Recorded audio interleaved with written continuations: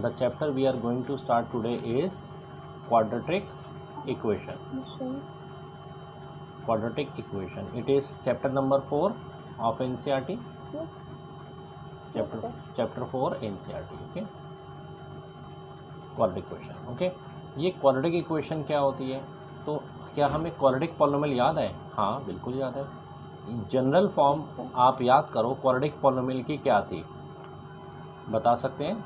General form of quadratic polynomial, what was that form? वो general form थी A X square plus B x plus C, है ना. और साथ में कंडीशन क्या थी? A can not be zero, A B C can be real number. ये कुछ भी रियल नंबर्स, रूट्स वाली टर्म्स, है ना, कुछ भी हो सकते हैं, फ्रैक्शन, बट ए ज़ीरो नहीं हो सकता. ये हमारा पॉली था. किसी भी पॉली को इक्वेशन बनाने के लिए एक इक्वेशन में खास बात होती है, एक लेफ्ट हैंड साइड और एक राइट हैंड साइड होती है. तो अगर हम यहाँ इक्वल टू ज़ीरो लगा रहे तो now this become a quadratic equation. तो this is a general form of quadratic equation A X square plus B x plus C. Again condition यही है कि A can not be zero whereas A B and C are real numbers. B C zero हो जाएगा, मुझे कोई problem नहीं है. ठीक है. अच्छा, एक बात वो आपको पॉली में भी बताई थी, यहाँ बताता हूँ. यहाँ जो x की पावर है, पावर, वो क्या नहीं हो सकती? पहले तो याद रखो क्या हो सकती है. x की पावर एक पॉजिटिव इंटीजर होगा, है ना, पॉजिटिव इंटीजर. तो x की पावर क्या नहीं हो सकती? तो x की पावर कभी भी यहाँ लिख लेते हैं पहले. कोई भी इक्वेशन क्वाड्रेटिक इक्वेशन नहीं रहती. पावर ऑफ x क्या नहीं होना चाहिए? सो आंसर है पावर ऑफ x कभी भी एक नेगेटिव नंबर नहीं हो सकती, है ना, नेगेटिव नहीं हो सकती. पॉली में भी ये था. पावर ऑफ x फ्रैक्शन में नहीं हो सकती. Power of x square root या क्यूब रूट के साइन के अंदर इस तरह से भी नहीं हो सकती. पावर हमेशा एक पॉजिटिव इंटीजर होना चाहिए. यही कंडीशन होती है, याद है आपको? अगर मैं आपको एक जनरल फॉर्म लिख के दिखाऊं और आपसे बोलूं 4 under root x square plus 5x plus 7 is equal to 0, क्या ये क्वाड्रेटिक इक्वेशन है? नहीं है. क्यों? क्योंकि ये जो अंडर रूट एक्स है, अगर हम इसको हटाएंगे तो ये बन जाएगा 4 into x raise to power under root के यहाँ क्यूब रूट ले लें, क्यूब रूट भी ले सकते हैं. तो 4 रेज टू पावर 2 और ये पावर बन जाएगा 1/3, मतलब फ्रैक्शन में बन जाएगा, वो अलाउड नहीं है, है ना. तो इसलिए दिस इज़ नॉट अ. अगर कोई ऐसे लिख दे 4/x square plus 7x minus 9 is equal to 0, ये भी नहीं है, ये भी अलाउड नहीं है, है ना. कोई इसको ऐसा लिख दे 4x raise to power minus 2 plus minus 5x, ये भी एक ही बात. हाँ, ये भी एक ही बात हो गई, ये भी अलाउड नहीं है. ठीक है. These are not quadratic equation. क्या ये अंडर रूट 4x स्क्वायर ऐसा लिख सकते हैं प्लस 5/3x माइनस 20? हाँ, ये अलाउड है, इसमें कोई प्रॉब्लम नहीं. ये जो a b और c हो सकते हैं, ये can be any number. Okay. तो फिर से एक बार सम अप कर लेते हैं मैं क्या कहना चाह रहा हूँ. General form of quadratic equation हमेशा कैसा होता है? ax square plus B x plus c is equal to 0, जिसमें a तो कभी भी 0 नहीं होगा, वरना क्वाड्रेटिक कहाँ रहा. हाँ, a b और c ये रियल नंबर्स हो सकते हैं. ओके, ये बात आपको समझ में आ गई है. और पावर x की हमेशा पॉजिटिव इंटीजर होगी, रूट्स में नहीं होना चाहिए और नेगेटिव नहीं होना चाहिए, और भी किसी तरह कंडीशन नहीं होती, पॉजिटिव होना चाहिए, चलेगा. तो क्या एग्जाम्पल है? अगर हम देना चाहें बहुत सारे लिख सकते हैं. मान लीजिए under root 5x square plus 7/20, जान के मैं कुछ ऐसा ले रहा हूँ, माइनस 5, ये है. हाँ सर बिल्कुल है. इसमें ए बी सी क्या है?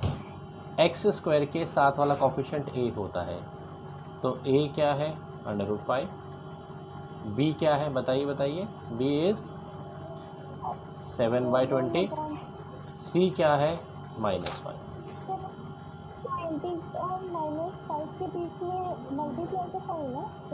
हाँ, ये तो मल्टीप्लाई का साइन है, देख लो यहाँ पे b और x के बीच में साइन ऑफ मल्टीप्लाई.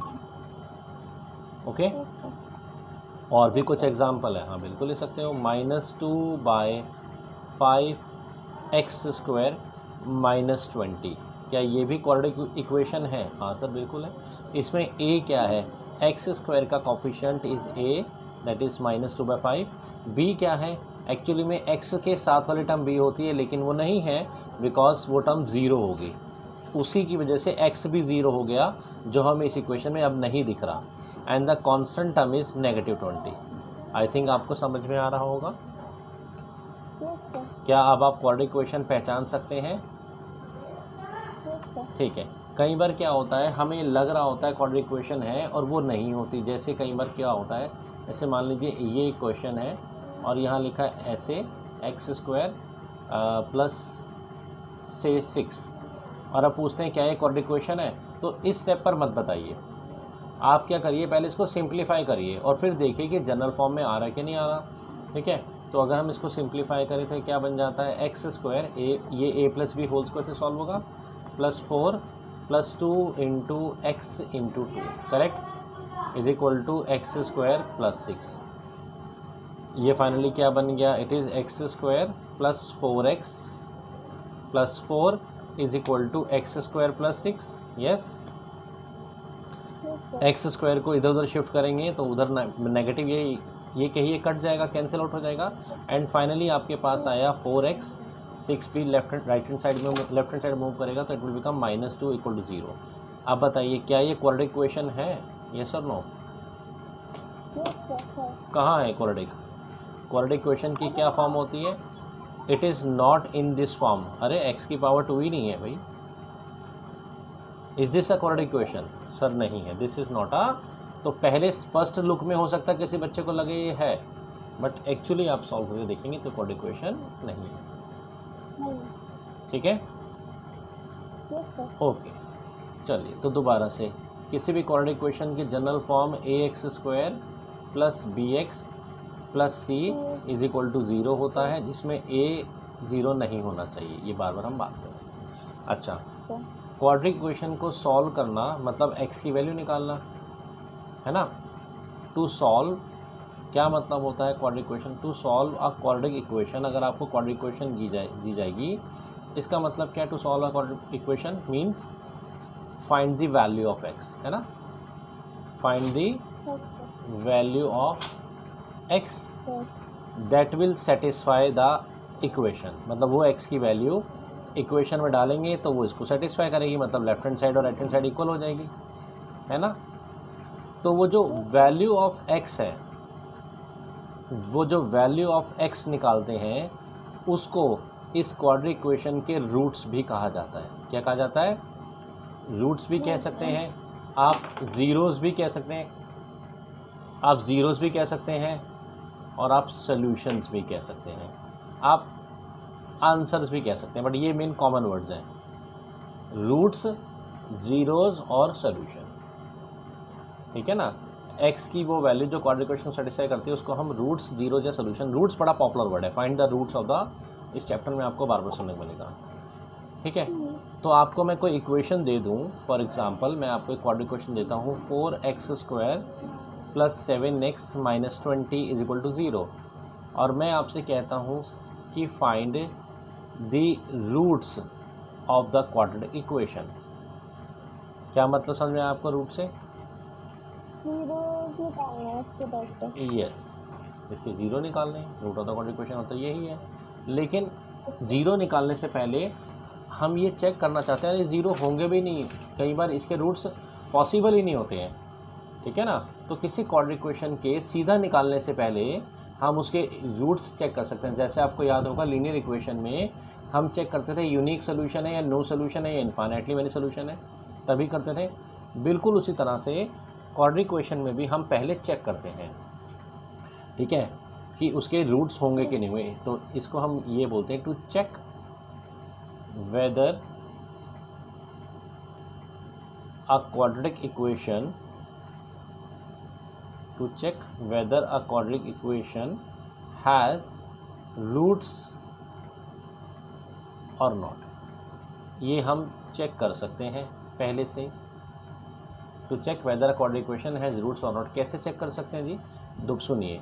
तो फिर से क्वाड्रेटिक इक्वेशन की जनरल फॉर्म है ax² plus bx plus c equal to 0, है ना, where a is not equal to 0। तो क्या करना है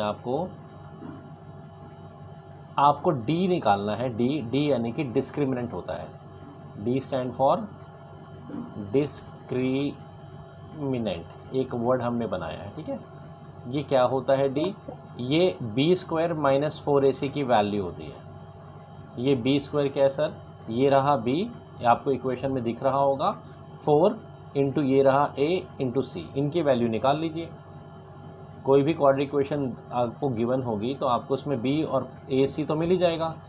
जब भी d की वैल्यू आप निकालेंगे और वो वैल्यू ग्रेटर देन 1 आ जाती है, हो सकता है 2 आ जाए, हो सकता है 5 आ जाए, 1.2 आ जाए, ऐसे केस में क्वाड्रेटिक इक्वेशन के रूट्स होते हैं, आप उसको सॉल्व करेंगे। The quadratic equation has real, note कीजिए, एंड डिस्टिंक्ट रूट्स। ऐसे केस में क्वाड्रेटिक इक्वेशन के रियल एंड डिस्टिंक्ट मतलब दो x की वैल्यूज़ आएंगी, ऑब्वियसली क्वाड्रेटिक में दो आती हैं, और दोनों वैल्यूज़ उसकी अलग अलग वैल्यूज़ होंगी, वो उसके रियल रूट्स होंगे।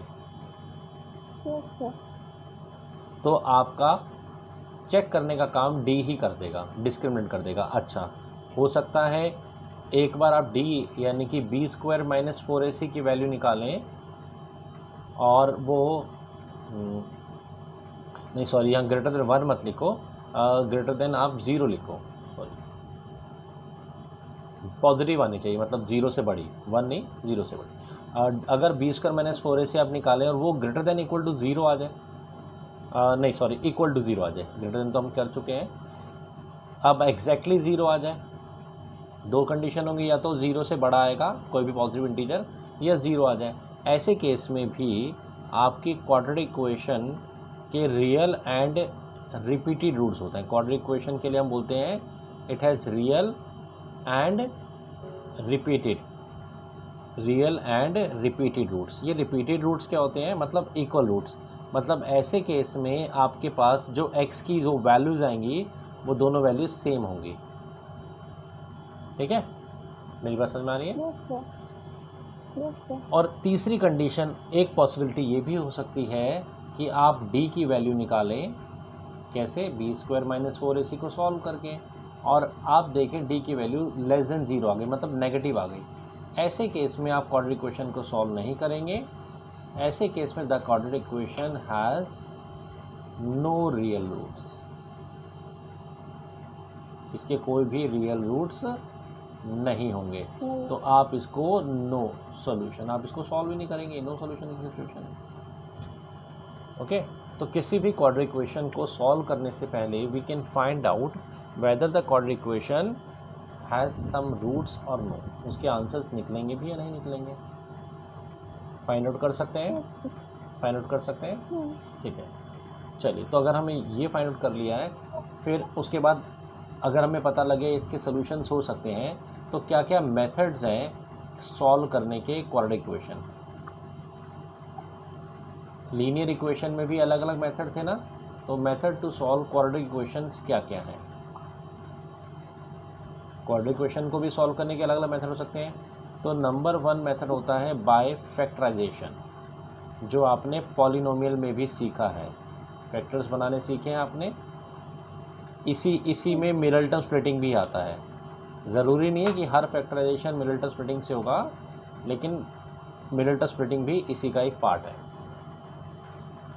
आप फैक्टर्स बनाकर क्वाड्रेटिक इक्वेशन को सॉल्व कर सकते हैं, ये ऑलमोस्ट आपको आता है, ये मिडलटन स्प्लिटिंग वगैरह वाला मेथड। देन एक मेथड होता है completing the square method. Completing the square method से भी किसी भी क्वाड्रेटिक इक्वेशन को सॉल्व किया जा सकता है। हालांकि ये अब हमारे CBSE में नहीं पूछा जाता, पर फिर भी हम इसको सीख लेंगे, एक दो क्वेश्चन तो कर ही लेंगे, हायर क्लासेस में काम आएगा। और तीसरा हमारा मेथड होता है that is called quadratic formula. क्या होता है? हाँ क्या? कौन सा? क्या? सॉरी, सेकंड वाला हाँ मेथड हटा दिया। थोड़ा बच्चों को कॉम्प्लीट लग रहा था तो चीज़ों को आसान करने के लिए हटा दिया। अभी 10th में हटा दी, बाद में तो आएगा। और ये मेथड है क्वाड्रेटिक फार्मूला, ये हमारा इस चैप्टर का बड़ा मेन मेथड है। बड़ी बड़ी क्वाड्रेटिक इक्वेशन को हम क्वाड्रेटिक फार्मूला से इजीली सॉल्व कर सकते हैं। ठीक है, तो अब हमें मेन बात ये समझ में आई है कि कोई भी क्वाड्रेटिक इक्वेशन हमें जब गिवन होगी तो उसकी जनरल फॉर्म भी हमें समझ में आ गई है, वो किस तरह की होगी। और इक्वेशन को रिजल्ट देने से पहले ही हम ये बता सकते हैं, इक्वेशन के रिजल्ट देने से पहले हम बता सकते हैं कि इस इक्वेशन के रूट्स होंगे कि भी नहीं होंगे।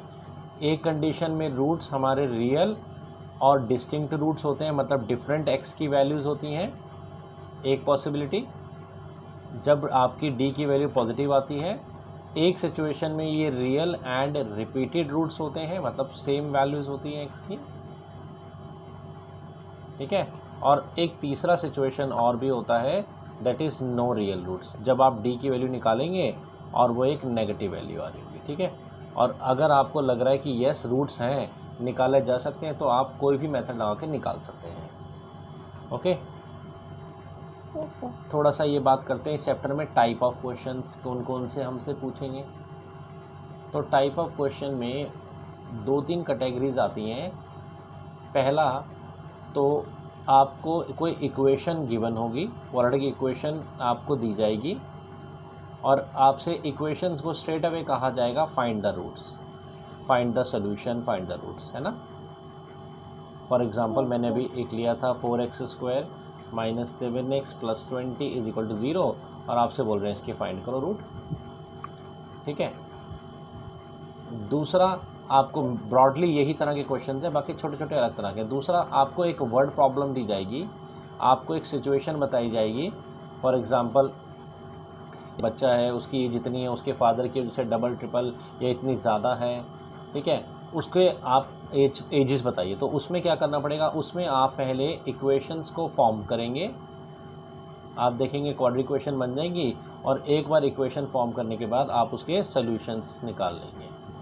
ठीक है, you can find the solution. एक सेकेंड होल्ड करो। थर्ड टाइप के क्वेश्चंस कुछ इस तरह से हो सकते हैं, to check whether the equation has solution और not, to check what type of roots the equation has, जो भी हम डिस्कस कर रहे थे।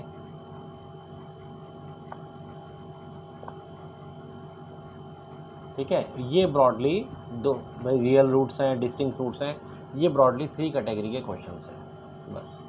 या तो आपको स्ट्रेट अवे ऐसी इक्वेशंस देगा और आपको बोलेंगे क्वेश्चंस में you need to find the solutions और रूट्स, हम इनको सॉल्व करेंगे जो भी हमें मेथड समझ में आता है। या फिर आपको कोई वर्ड प्रॉब्लम देगा, एक सिचुएशन देगा किसी की एज से रिलेटेड, स्पीड से रिलेटेड, और उससे आप इक्वेशंस फॉर्म करेंगे और फिर उनको सॉल्व करेंगे। या तीसरा इस तरह का क्वेश्चन होगा कि रियल रूट्स हैं, डिस्टिंक्ट रूट्स हैं वगैरह का। हाँ, एक फोर्थ इस तरह का भी क्वेश्चन होगा कि आपको इक्वेशन देके बोलेगा चेक कीजिए ये क्वाड्रेटिक इक्वेशन है भी कि नहीं, this is a quadratic equation और नॉट। इस तरह से आपको पूरे चैप्टर में क्वेश्चन हैं, बाकी कुछ भी नहीं है, ईजिली हम कर सकते हैं। क्लियर? क्वेश्चन स्टार्ट करें, क्वेश्चन स्टार्ट करें। तो क्वेश्चन एक्सरसाइज 4.1 एनसीईआरटी का क्वेश्चन कर रहे हैं। क्वेश्चन क्या है, check whether the following are quadratic equation और नॉट, है ना। हमें चेक करना है क्वाड्रेटिक इक्वेशन है या नहीं है। और क्वाड्रेटिक इक्वेशन की जनरल फॉर्म क्या होता है, ax² + bx + c। अगर ये उस फॉर्म में होगी तो यस, नहीं तो नो। ठीक है, तो हम कोई भी एक एग्जांपल उठा लेते हैं, से हम इसमें से 7th क्वेश्चन उठा लेते हैं। ठीक है, तो 7th क्वेश्चन आप एक बारी मुझे, फर्स्ट टाइप के क्वेश्चन है which of the following are quadratic equation और नॉट, है ना। कोई भी आप इसमें से क्वेश्चन उठा सकते हैं, which of the following are quadratic equation. कैसे पता लगाएंगे, बड़ा सिंपल है। अगर हमने जनरल फॉर्म देखा और वो कुछ इस तरह का आ गया, ax² + bx + c = 0, तो बोलेंगे यस, नहीं तो बोलेंगे नो। ठीक है, तो हम एनसीईआरटी का कौन सा क्वेश्चन कर रहे हैं, एक्सरसाइज 4.1 का क्वेश्चन नंबर 1, है ना। और उसका 7th पार्ट हम कर रहे थे, एक बार फिर से बोल देंगे 7th पार्ट क्या था। इट वाज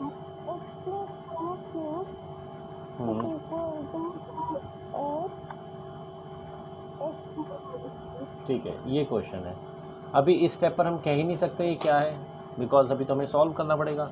तो यहाँ पर हम सॉल्व करते हैं। That is A plus B का whole cube. What is A plus B का होल क्यूब?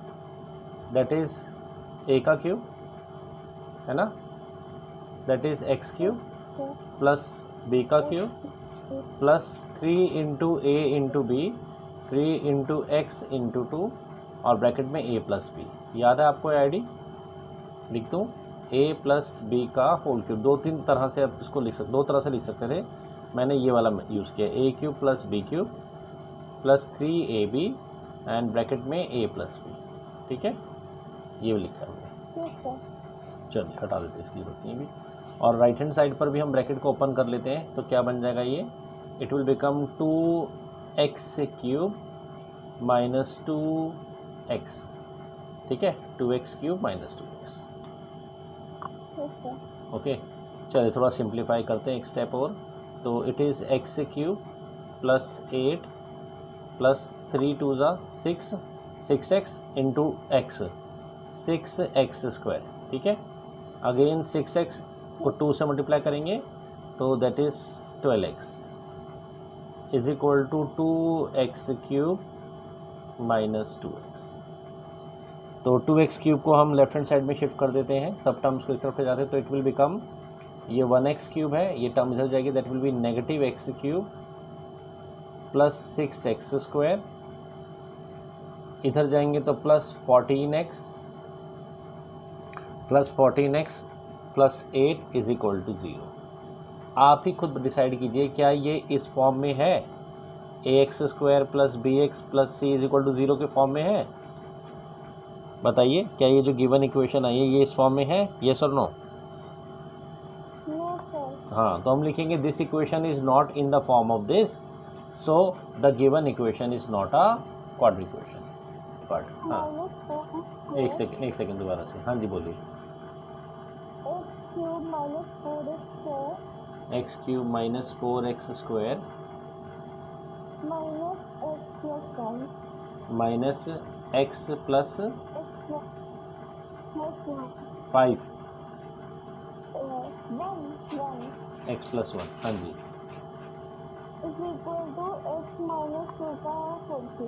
x माइनस 2 का होल क्यूब। ऑब्वियसली देख के तो नहीं लग रहा क्वाड्रेटिक इक्वेशन है, बेसिकली क्यूब आ रहा है, लेकिन सॉल्व करके देखते हैं। लेफ्ट हैंड साइड तो x cube minus 4x square minus x plus 1 as it is रहेगी। राइट हैंड साइड में फिर एक आईडी लग गई a माइनस बी का होल क्यूब। ओके, क्या आईडी है फिर मैं याद करा देता हूँ। a minus b whole cube is a cube minus b cube minus 3ab and bracket में a माइनस बी। आप इसको ओपन भी करके लिखते थे, आपको याद होगा। खैर अभी हम इसी फॉर्मेट में यूज़ कर लेते हैं।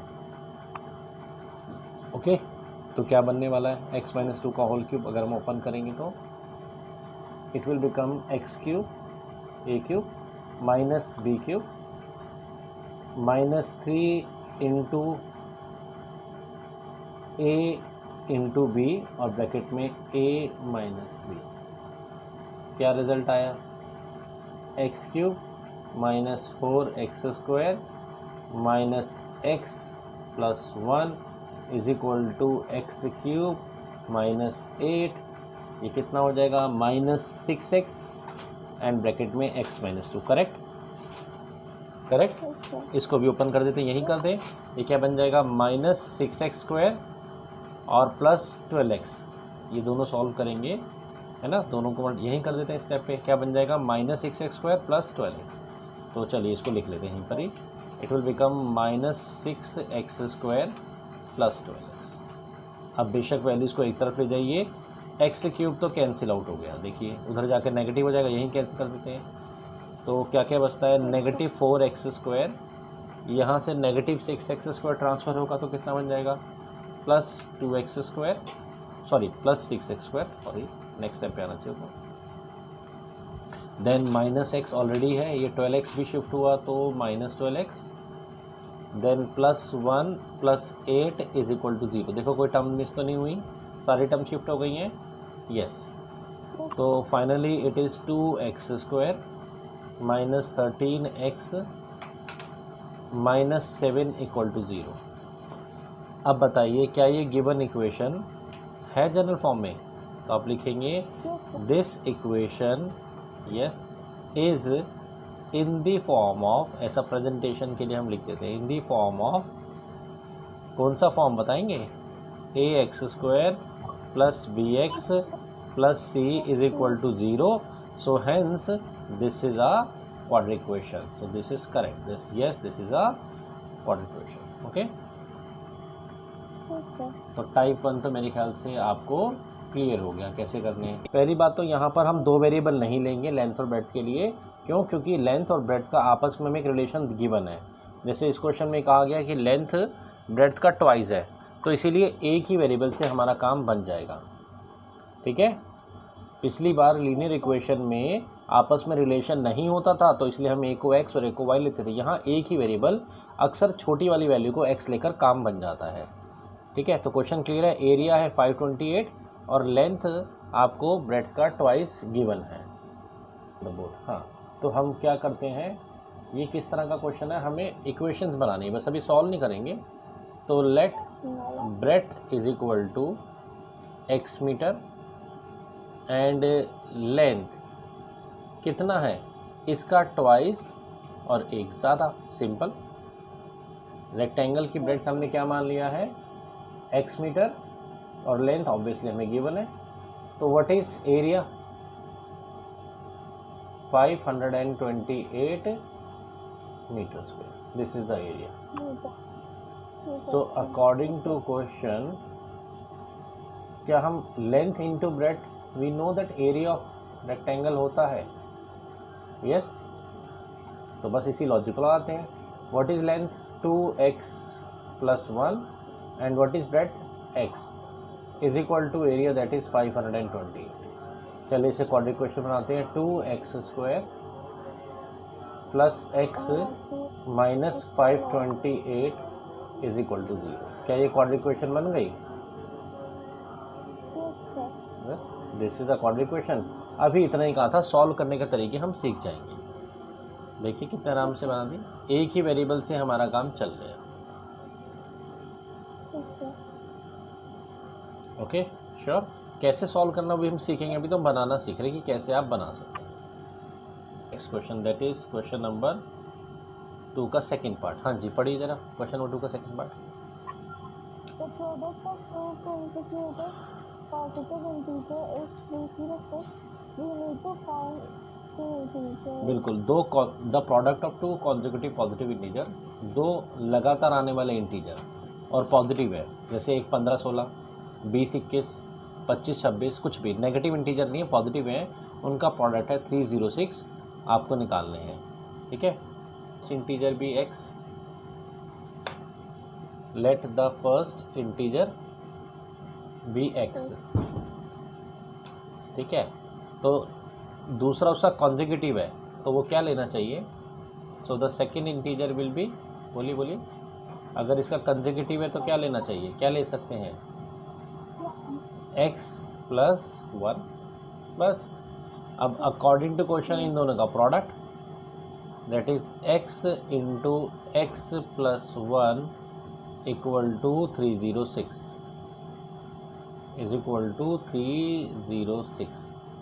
तो क्या बन गया, x² plus x minus 306 is equal to 0।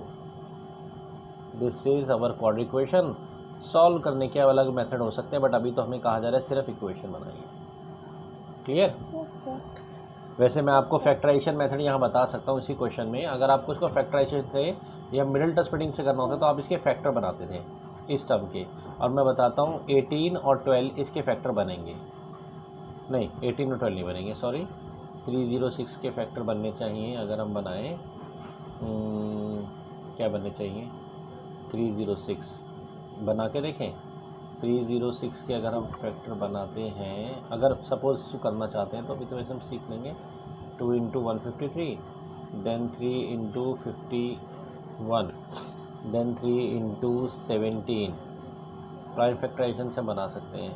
तो 2 3 ज़ा हाँ 18 और 17 बनेंगे, 18 एंड 17, ठीक है। तो इसके फैक्टर अगर हम सपोज़ अगर हमें सॉल्व करना हो मिडिल टर्म से तो हम कैसे निकाल सकते हैं, तो इसके फैक्टर बने 18 और 17। तो अभी हम इसको मिडिल टर्म स्प्लिटिंग कर देते हैं and we can write x square plus 18x and minus 17x minus 306 equal to 0। Common लेंगे x प्लस 18 माइनस 17 कॉमन लेंगे तो then x plus 18 is equal to 0। So we can get x minus 17 and x plus 18 is equal to 0। तो जब यहाँ ये तो आप जानते हैं पुराने मेथड होता है। अब उसके बाद 0 निकालने क्या करते हैं, x माइनस 17 को भी 0 के इक्वल रखिए और x प्लस 18 को भी 0 से रखिए। यहाँ से तो नेगेटिव मिल जाएगा तो इसको छोड़ दीजिए, यहाँ से x की वैल्यू पॉजिटिव आएगी, x इक्वल टू 17।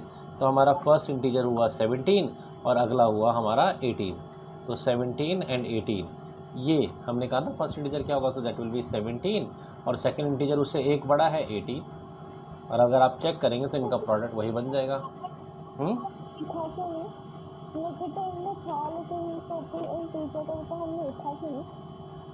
क्योंकि हमें क्वेश्चन में कहा था पॉजिटिव इंटीजर होना चाहिए, नेगेटिव नहीं होना चाहिए।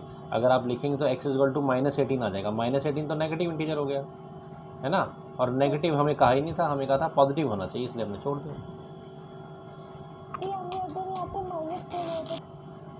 क्वेश्चन नंबर फर्स्ट का third part, Rohan's mother is 26 year older than him. Rohan की मदर 26 ईयर ओल्डर है और उनकी एज का प्रोडक्ट, देखो मैं बार बार कह रहा हूँ ना रिलेशन हमें मिलेगा। तो यहाँ भी गिवन है कि रोहन की मम्मी 26 ईयर बड़ी है। अगर रोहन को हम x मान लें तो उनकी मदर की एज को हम क्या ले सकते हैं, x प्लस 26 ले सकते हैं। और फिर उनकी प्रोडक्ट, उनकी एजेस का प्रोडक्ट, लेकिन अभी नहीं, 3 इयर्स बाद।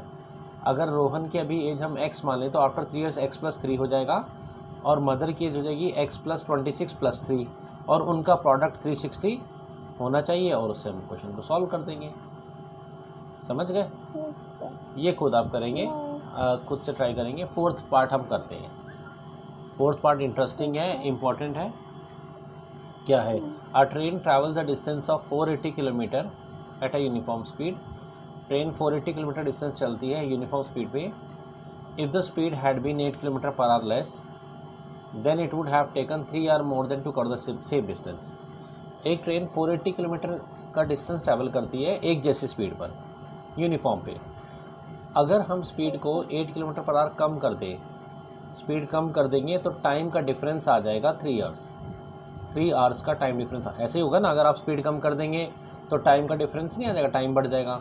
तो जो पहले टाइम लगता था और बाद का लगता था उसमें टाइम का डिफरेंस आ जाएगा। आपको स्पीड ऑफ ट्रेन निकालनी है, ठीक है, करें।